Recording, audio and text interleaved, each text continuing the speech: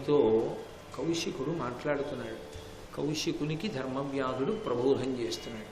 కౌశికుని మనసులో ఉండిపోయినటువంటి అనుమానం ఏమిటంటే, ఈయన 4వ వర్ణమునకు చెందినవాడు కదా, అందున విశేషించి మాంసాన్ని అమ్ముతున్నాడు. ఈయనకి ఇంత ధర్మ ప్రబోధం చెయ్యగలిగినటువంటి శక్తి ఎలా వచ్చింది, ఏమి అనుష్ఠానం చేశాడు, ఎలా తెలుసుకోగలిగాడు? ఇక్కడ మీరు పట్టుకోవలసినటువంటి రహస్యం ఒకటి ఉంది. అందరూ ఒక మార్గాన్నే పట్టుకుని తరించాలని లేదు. ఇది వేద హృదయం. అందుకని వ్యాసుడు పంచమ వేదమైనటువంటి మహాభారతంలో ధర్మవ్యాధుని ద్వారా మరొకసారి నొక్కి చెప్పిస్తున్నాడు ఆ మాట. ఎవరు ఏది చేస్తే తరిస్తారో శాస్త్రం చెప్పింది. అది విడిచిపెడితే పాడవుతాడు, అది చేస్తే చాలు తరించిపోతాడు. ఇంకా మళ్ళీ నేనేదో ఎవరిలాగో చేయలేదన్న బెంగేం అక్కర్లేదు. ధర్మవ్యాధుడు 4వ వర్ణమునకు చెందినవాడు. 4వ వర్ణము వారు ఏ ధర్మాన్ని పాటించాలో ఆ ధర్మాన్ని పాటించాడంతే. అంతకు మించి ఆయన ఇంకేం చేయలేదు. అది పాటించినంత మాత్రం చేత ఆయన ఏమైపోయాడంటే, ఒక సద్బ్రాహ్మణుడు ఎలా పండిపోతాడో అలాగే పండిపోయాడు. తప్పించి మీకు నేను ఇంకా తేలికగా అర్థమయ్యేటట్టు చెప్పాలి అంటే, గడ్డివాం ఉంటుంది. గడ్డివాంలోకి తీసుకెళ్ళి ఒక సపోటాకాయని, ఓ మామిడి బాగా పండడానికి సిద్ధంగా ఉన్నటువంటి ఓ మామిడి పండుని, ఓ అరటికాయని, వాటిని ఆ గడ్డిలో పెట్టారనుకోండి, ఏది అన్నిటిలోకి తొందరగా ముగ్గిపోవాలి అంటే, దేని స్వభావం మగ్గిపోవడానికి తేలికగా ఉంటుందో అది తొందరగా మగ్గుతుంది. అరటిపండు తొందరగా మగ్గుతుంది అన్నిటిలోకి. కారణం ఏమిటంటే అది దాని స్వభావం. తేలికగా తరించగలిగిన వాడెవరు అంటే ఒక్క 4వ వర్ణములకు చెందినటువంటి వాడే యథార్థమునకు. అంతే శాస్త్రం యొక్క నిర్ణయం. ఎందుచేత అని అడుగుతారేమో. ఆయనది సేవా ప్రవృత్తి. నమ్మి సేవ చేస్తాడు. నమ్మి సేవ చేయించుకున్నప్పుడు ఆయనకి ఉద్ధారకమైనటువంటి రీతిలో సేవ చేయించుకున్నా చేయించుకోకపోయినా ఆయనకి దాంతో సంబంధం లేదు. ఒక బ్రాహ్మణుడు అని నమ్మి సేవ చేశాడు, గురువుగారు అని నమ్మి సేవ చేశాడు, అంతే, తరించిపోయాడు. యువతలవాడు అలా లేడనుకోండి, ఆ పాపం వీడిదే. కానీ ఆయనకి మాత్రం దోషం రాదు, ఆయన పండిపోతాడంతే. అందుకే నేను మళ్ళీ మళ్ళీ మళ్ళీ మళ్ళీ చెప్తున్నాను, యథార్థమునకు జాగ్రత్తగా పాటించగలగాలి. కానీ తొందరగా పరమేశ్వరుణ్ణి చేరుకోవడానికి, ఎక్కువ అభ్యున్నతిని పొందడానికి అవకాశం ఉన్న వర్ణం 4వ వర్ణం. వాళ్లకున్నంత అవకాశం యథార్థానికి మిగిలిన వాళ్ళకి తక్కువ. అందరికన్నా కష్టంతో కూడుకున్న జీవితం ఎవరిది అంటే బ్రాహ్మణుడిది. అందుకని గౌరవం, అందుకని మర్యాద ఇస్తారు. ఆయన చదువుకోవాలి, చాలా కష్టపడి చదువుకోవాలి, చదువుకుని నేర్చుకోవాలి. నేర్చుకోవడంతో సరిపోదు, దాన్ని 10 మందికి అర్థమయ్యేలా చెప్పాలి. చెప్పేటప్పుడు రాజీ పడకూడదు. నేను ఇలా చెప్తే నన్ను ఏమైనా అనుకుంటారేమో అనేటటువంటి భయం ఉండకూడదు. శాస్త్రాన్ని నమ్మి శాస్త్రంలో ఉన్నది మాట్లాడగలగాలి. ఎందుకంటే ముందు తనకి లోపల నమ్మకం ఉండాలి. నీ చెప్తున్నది సత్యం, నేను అవతల వాళ్ళని పాడు చేయడానికి చెప్పట్లేదు. నీ చెప్తున్నది సత్యం, నమ్మిన వాళ్ళు తప్పకుండా వృద్ధిలోకి వస్తారు అనుకున్నప్పుడు ధైర్యంగా దాన్ని చెప్పగలగాలి. 10 మంది యొక్క అభ్యున్నతి కొరకు తాను పాటుపడగలగాలి. కాబట్టి ధర్మవ్యాధుడు మాట్లాడుతూ అంటున్నాడు, తనకుల ధర్మము విడువక మనుట పరమ ధర్మమండ్రు మాన్యులు, చిత్తంబున కృపగలుగుట ముఖ్యపు పని, సైరణ వలయు అఖిల భావములందును. 4వ వర్ణం వాళ్ళు తరించిపోవడానికి ప్రధానమైనటువంటి కారణాలు ఏవో చెప్తున్నాడు. మొట్టమొదట 3 కారణాలు చెప్పాడు. ఏది కులవృత్తియో ఆ కులవృత్తి చెయ్యడంలో దోషము రాదు. 2, అన్నిటికన్నా మనసులో దయ కలిగి ఉండడం అనేటటువంటిది ప్రధానమైన ధర్మం. అందరికీ సమాన ధర్మములు ఉంటాయి, అవి కొంతమందికి కాదు, అందరికీ. అందులో దయ ఒకటి. కాబట్టి మనసు యందు దయ కలిగి ఉండడం. 2, ఇతరులు చెప్పినటువంటి విషయంలో మంచిని గ్రహించడానికి తాను సిద్ధపడ్డాం. తప్ప మేము అనుకుంటున్నదే సత్యం అని చెప్పి వినడానికి వచ్చారనుకోండి, అప్పుడు అవతల వారు చెప్పిన దాన్ని వినడానికి మనసు సిద్ధంగా ఉండదు. మనసుకు ఉండేటటువంటి అత్యంత ప్రమాదకరమైన పోకడల్లో ఒకటి ఏంటంటే, ఏమీ తెలియకుండా ఒక ఊహా చిత్రాన్ని గీసి నిర్ణయాలు చేస్తుంటుంది. అది దానికి ఉండే లక్షణం. అందుకే చూడండి ప్రిజుడీస్ అంటారు ఇంగ్లీష్లో అయితే. అది తనంత తానుగా ఒక పక్షపాతాన్ని అలవాటు చేసుకుంటుంది. దానికి ఏం సంబంధం ఉండదు, అసలు అవతల వ్యక్తి తిరిగిడు. రైల్లో యువతల పక్కన తను కూర్చుంటాడు, ఎదురుగుండా ఎవరో వచ్చి కూర్చుంటారు, పెట్టి జాగ్రత్త కొంచెం అనుమానంగా ఉంది అంటాడు. అవతల కూర్చున్నవాడిని చూసి పెట్టి జాగ్రత్త అనుమానంగా ఉంది అనడానికి ఆయన ఈయన అనుకున్నట్లు లేడు, అందుకని ఆయన దొంగేమోనని తాను అపోహపడతాడు. ఒక్కొక్కసారి ఆయన చాలా మహోన్నతమైనటువంటి వ్యక్తి కావచ్చు. All the glitters is not gold అని ఇంగ్లీష్లో ఒక ప్రొవెర్బ్, మెరిసేదంతా బంగారం కాదు అని. కాబట్టి ఎదురుగుండా కనపడినవన్నీ నిజం కావచ్చు కాకపోవచ్చు, కానీ మనసుకుండే లక్షణం ఏంటంటే ప్రతి దాంట్లోనూ అటువంటి స్థితిని కల్పిస్తుంది. పుస్తకం ఇచ్చి చదవండి అన్నాను అనుకోండి, ఇలా చూడగానే 2 వాక్యాలు చదువుతాడు, ఓ నిర్ణయానికి వచ్చేస్తాడు. అలా కాదు, దేనికైనా సరే పక్షపాతరహితముగా ముందు మనసు సిద్ధం కావాలి. ఒక ఉపన్యాసం వినడానికి వెళ్తున్నాం అనుకోండి, ముందు పక్షపాతాన్ని పక్కన పెట్టాలి. ఆయన చెప్పే దాంట్లో సారం ఉన్నదా, ఆయన చెప్తున్నది సాధికారికమా, దాన్ని అంగీకరించడానికి మనసు సిద్ధపడాలి. అలా అంగీకరించడానికి మనసు సిద్ధం కావడం అనేటటువంటిది చాలా ఉన్నతమైన స్థితిని పొందడానికి యోగ్యమైనటువంటి మనస్సని గుర్తు. మనసు అలా ఉంటే ఇంకా ఆయన తనంత తాను చేసుకోవలసినది ఏమీ ఉండదు. ఆయన చాలా సులువుగా పైకెక్కేస్తాడు. అది ఎలాంటిది అంటే లిఫ్ట్లో నించోవడం లాంటిది. తను ఏం కష్టపడక్కర్లా, జాగ్రత్తగా లిఫ్ట్ డోర్ వేసి ఏ అంతస్తుకి వెళ్ళాలో నొక్కితే చాలు, వెళ్ళిపోతాడు. మనసు ముందు పక్షపాతాన్ని విడిచిపెట్టి వినడానికి సిద్ధపడగలిగితే చాలు. ఆ పక్షపాతం విడిచిపెట్టనంతసేపు ఎన్ని వినండి అది పక్కకి వెళ్ళి వంక పెడుతుంది. అలా కాకుండా పక్షపాత రహితముగా ఉండడానికి సిద్ధపడితే అవతల వారి యొక్క అభిప్రాయాన్ని వింటుంది, విని మంచి చెడులను విచారణ చేస్తుంది నిష్పక్షపాతంగా. శాస్త్రమునకు ఆయన చెప్పింది ఎత్తింది, నేను అలా అనుకోలేదు, నాది దోషం కాబట్టి దిద్దుకుంటానంట. కాబట్టి అది ఉండాలి. సైరణ వలయు అఖిల భావములందున్ అని, నేనేం చేస్తుంటాను అని కదా నీ ఉద్దేశ్యం కౌశికుడా, నేనేం చేస్తూ ఉంటానో చెప్తాను విను. వినయము విస్తరిల్ల గురువృద్ధ జనాతిథి విప్ర దేవతార్చనలోనరింతు, సత్యమును శౌచము ఏమర ఈగి మన్ననందనుపుదు, భృత్య బంధుతతి దల్మి వహింతు, అసూయ చేయ ఇందును మది తృష్ణ స్వంప, పరదోష కథా విముకుండ నిప్పుడు. నేను పాటించేటటువంటి ధర్మాలు వీటిని పాటిస్తూ ఉంటాను. అంటే మీ జాగ్రత్తగా అర్థం చేసుకోగలిగితే ఇవే పరమ జాగ్రత్తగా గుర్తుపెట్టుకుని పాటించవలసినటువంటివి. వినయము విస్తరిల్ల గురు వృద్ధ జనాతిథి విప్ర దేవతార్చనలొనరింతు. వినయము విస్తరిల్లా, పరమ వినయంతో. వినయము అన్న మాట ఎప్పుడు వస్తుంది? నేను వినయంగా ఉంటానండి అన్నాను అనుకోండి, ఒక్కనాటికి ఉండలేను. వినయంగా ఉండడం ఎప్పుడు అలవాటు అవుతుంది అంటే నేను లఘువుని అని ముందు నేను నిశ్చయం చేసుకోవాలి. అవతల వాళ్ళు గురువు ఎప్పుడు అవుతారంటే నేను లఘువునైతే తప్ప, అవతలవాడు గురువు ఎప్పటికీ కాలేడు మీరు లఘువు కావడానికి ఇష్టపడనంతసేపు. మీరు నా హృదయాన్ని పట్టుకున్నారో లేదో, నేను లఘువు కావడం అన్న మాటకు అర్థం ఏంటంటే వారికన్నా నాకు అన్నీ తక్కువే తెలుసు, వారంత గొప్పవాడిని నేను కాను అని నేను అనుకున్నాను అనుకోండి, నేను ఎవరి ముందు నించున్నారో వాళ్ళ ముందు నా తల ఉంచుతాను.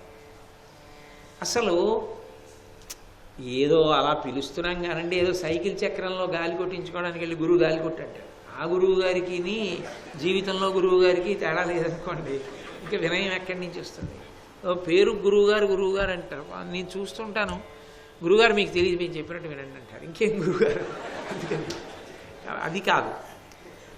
గురువుగారు అంటే వినయం, గురువుగారు అని పిలిస్తే నేను లఘువు గారు అని అర్థం. కాబట్టి అక్కడ నేను చెప్పడానికి ఏమి ఉండదు, నేను వినేవాడిని.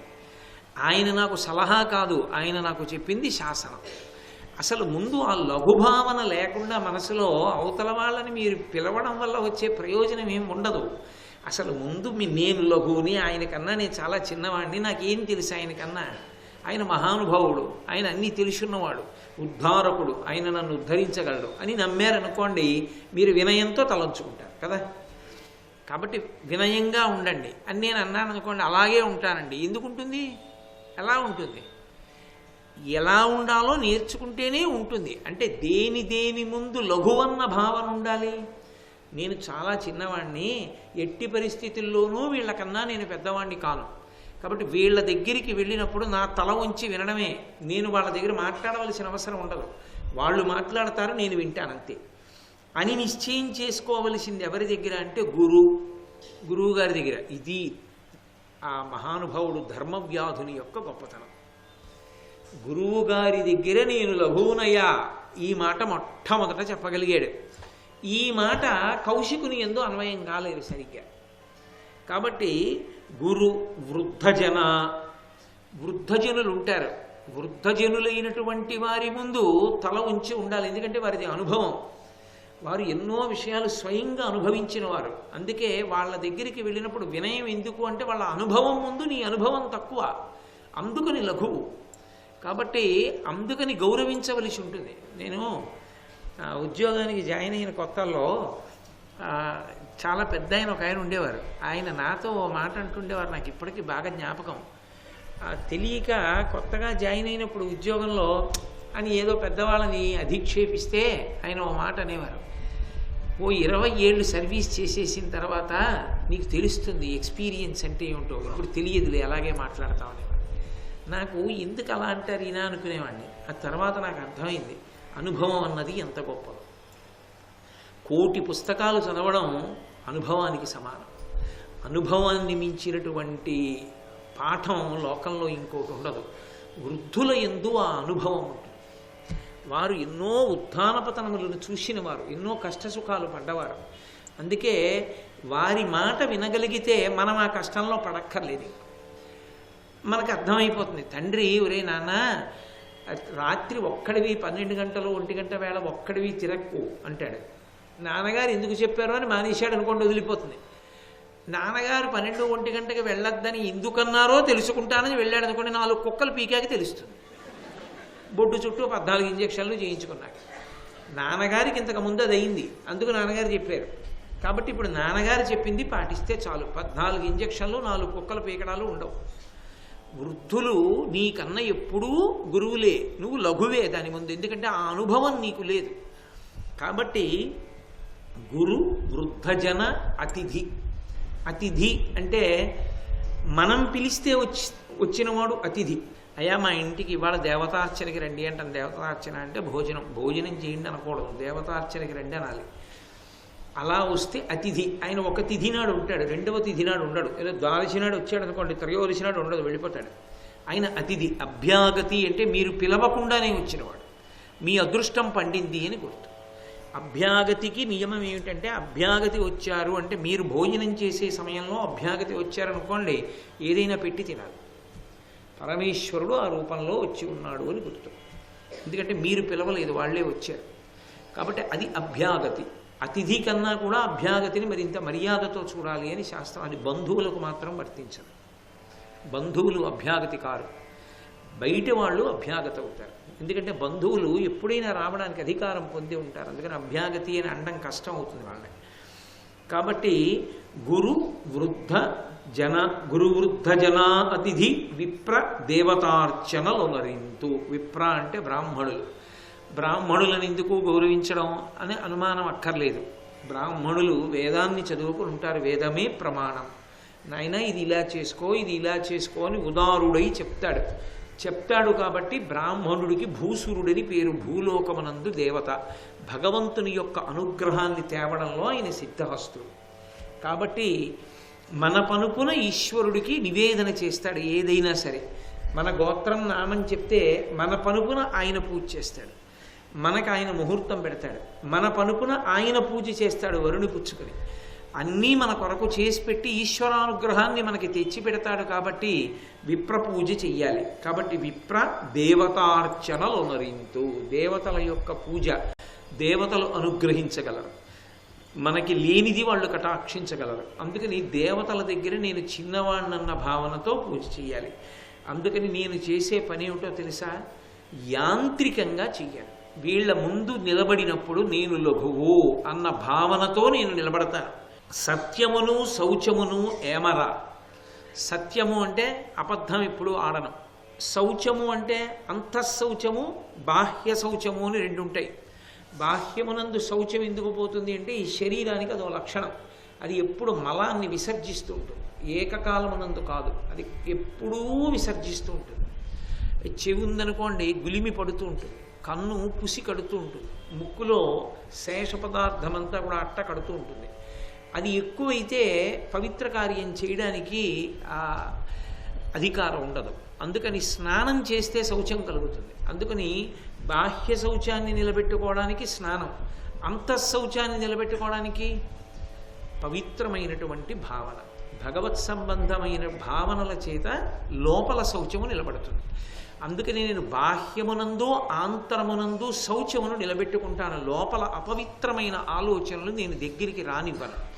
ఎప్పుడూ ఏది ఆలోచించినా చాలా మంచి హృదయంతో ఆలోచన చేస్తాను. అవతల వాళ్ళు చెడ్డవాళ్ళు అని మొదలుపెట్టాను, అవతల వాళ్ళు మంచివాళ్ళు అని ఆలోచన ప్రారంభం చేస్తాను. దాన్ని అంతఃశౌచము అంటారు. కాబట్టి నేను ఆ శౌచాన్ని నిలబెట్టుకుంటూ ఉంటాను. అలాగే ఈ మన్ననందనుపుదు, నేను ఈయన నా వలన ఇది పొందితే ఆయనకి ఒక గొప్ప ఉపకారం జరుగుతుంది, అలా చేయడానికి నా దగ్గర అవకాశం ఉందనుకుంటే ఒక్క క్షణం ఆలోచించను ఆ ఉపకారం చేయడానికి. అది నేను దాచేసుకుందామని ఆలోచించను. నా దగ్గర ఉన్నది ఆయన దగ్గర లేనిది, ఆయన దగ్గర అది లేదు, అది లేకపోయినా లేనందున ఆయన ఒక గొప్ప పని చేసుకోలేకపోతున్నాడు. నా దగ్గర ఉంది, ఇప్పుడు నా దగ్గర ఉన్నది ఆయనకి ఇచ్చి ఆయన శాస్త్రానికి నిలబడేటట్టు చేసి నేను తరించగలను అని ఆలోచించి వెంటనే చేస్తాను. అది దానము అన్న మాటకు అర్థం. అందుకని చతుర్థి విభక్తి వేస్తారు. దానం చేసేటప్పుడు నాది కాదు అన్న భావనతో ఇచ్చేస్తారు. దానం చేసేటప్పుడు మనసులో ఉండవలసినటువంటి లక్షణం అది. సంతోషంతో ప్రహృష్ట హృదయంతో చెయ్యాలి. అవతల వాడికి లేదు అని ఇవ్వడం కాదు, నన్ను ఉద్ధరించడానికి అవకాశం వచ్చింది అని చేస్తారు. నేను మీకు ఒక ఉదాహరణ చెప్పాలి అంటే, ఒక ఆయనకు ఒక పెద్ద కారు ఉంది, ఇంకొక ఆయన పెళ్లి చేసుకుంటున్నాడు. ఆయన పాపం అంత డబ్బున్నవాడు కాదు. కూతుర్ని కళ్యాణ మంటపానికి తీసుకెళ్ళాలి, డబ్బు లేదు. అందుకని ఆయన నడిపించి తీసుకెళ్ళిపోతాడు పెళ్లి కూతుర్ని. అప్పుడు ఈయన చూశాడు, రేపు మీ ఇంట్లో పెళ్ళా, నా కారు పంపిస్తున్నాను, మీరు ఒకరోజు వాడుకోండి. పెళ్లి కూతుర్ని పెళ్ళికి తీసుకెళ్ళి పెళ్ళి అయిపోయిన తర్వాత అత్తవారింట్లో దింపేశాక నా కారు నాకు పంపించేయండి అన్నాడు. ఇప్పుడు ఆయనకి ఏ పుణ్యం వస్తుందని నేను చెప్పవలసి ఉంటుందో తెలుసా? లక్ష్మీదేవినే వహించి తీసుకెళ్ళిన పుణ్యం ఆ కారు యజమానికి వస్తుంది. ఎందుకని? పెళ్లి కూతురు లక్ష్మీ స్వరూప, అందుకని నడిచి వెళ్ళకూడదు, బుట్టలో తీసుకెడతారు. కాబట్టి ఆమె నడిచి అత్తవారింటికి వెళ్ళకూడదు, వాహనం మీద తీసుకెళ్ళాలి. అది వాళ్ళు ఉభయులకు లేదు, ఇటు పిల్లనిచ్చిన వాడికి లేదు, పిల్లని పుచ్చుకున్న వాడికి లేదు. అప్పుడు ఉన్నవాడు ఆదుకున్నాడు. ఇప్పుడు ఉన్నందుకు తాను అదృష్టాన్ని పొందాడు. లక్ష్మీదేవి యొక్క అనుగ్రహాన్ని పొందడానికి తనకు అవకాశం వచ్చింది. అవతల వాడికి లేదని ఇచ్చాననుకుంటే అహంకారం అవుతుంది. తనని ఉద్ధరించడానికి పరదేవత ఒక అవకాశాన్ని కల్పించింది. అన్న భావనతో చేస్తాను. అందుకని మొట్టమొదట వినయము విస్తరిల్లా అని ప్రారంభించడానికి కారణం అది. లేకపోతే వినయం ఎందుకు ఉంటుంది? అహంకారం వస్తుంది, వాడికి లేదు నేను ఇచ్చానని. కాదు, నా అదృష్టం పండింది, నేను ఇలా తరించగలిగాను అనుకునిస్తాడు. కాబట్టి నేను అలా దానం చేస్తూ ఉంటాను. అలాగే భృత్య బంధుతతి దాల్మి వహింతు, నేను కేవలం ప్రేమిస్తాను కొంతమందిని, కేవలం ప్రేమిస్తాను. సాధ్యమైనంత వరకు అసలు ద్వేషభావన అన్నది మనసులో పెట్టుకోను. ఎవరి ఎందో తెలుసా? భృత్య, తన దగ్గర పనిచేసేటటువంటి వాళ్ళని ప్రేమిస్తాడు తప్ప వీడు ఎత్తుకుపోతాడేమో, వీడు ఏమైనా చేసేస్తాడేమో, నీ లేకుండా ₹1 జేబులో పడేసుకుంటాడేమో, అసలు ఆ ఆలోచన నేను చెయ్యను. నా దగ్గర పనిచేస్తున్నాడు, నేను ఎంతో అభిమానిస్తాను. భృత్య బంధుతతి అంటే బంధువులు, దేహబంధుత్వం ఉంటుంది. బంధువులు పుట్టుకతో వస్తారు. మనం పుట్టడంతోనే బంధుత్వాలు వస్తాయి. అందుకే ఇది దేహబంధుత్వం అంటారు. నేను ఒక తల్లిదండ్రులకి కుమారుడుగా పుట్టగానే నాకు పెదనాన్నగారులు ఉంటారు, పినతండ్రులు ఉంటారు, నాకు అన్నదమ్ములు ఉంటారు, అక్క చెల్లెళ్ళు ఉంటారు. ఇవి కాక జీవన క్రమంలో వచ్చేటటువంటి బంధుత్వాలు కొన్ని ఉంటాయి, అవి కాలంలో కలుస్తాయి. ఏదో నా కూతుర్ని కన్యాదానం చేశాను అనుకోండి, నాకు ఉయ్యాల వారు వస్తారు, అటువైపు వాళ్ళతో బంధుత్వాలు వస్తాయి. నా కొడుకుని నేను పెళ్లి చేసి కోడల్ని తెచ్చుకున్నాను అనుకోండి, అటువైపు వారితో బంధుత్వాలు కలుస్తాయి. అప్పుడు ఇవి కాలక్రమంలో వస్తాయి, కొన్ని పుట్టుకతోనే వచ్చేస్తాయి. వీటి పట్ల గౌరవం ఉండాలి. సర్వం శ్రీ ఉమామహేశ్వర పరబ్రహ్మార్పణమస్తు. స్వస్తి.